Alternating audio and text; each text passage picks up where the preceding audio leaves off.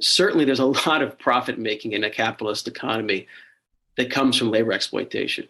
You could look at the way that workers are forced often in large corporations to work overtime without being compensated, without being paid. That's a source of profits.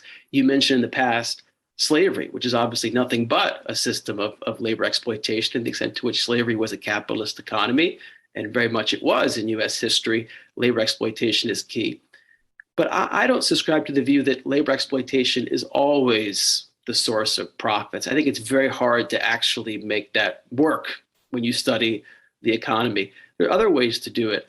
Perhaps innovation and entrepreneurship might be a source of profitability. Today, if you want to look at profits, you have to look at monopoly, right? You have to look at the control of markets and the way competition is undermined by the concentration of power, concentration of market power.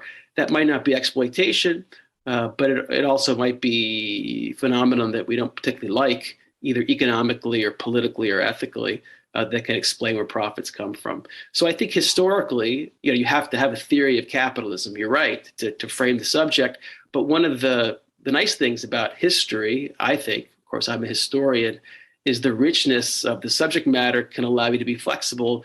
And depending upon where you're looking, the time and place, to identify all kinds of sources of profit that drive capitalism forward. But you're certainly right to point to the labor exploitation issue. It's absolutely central.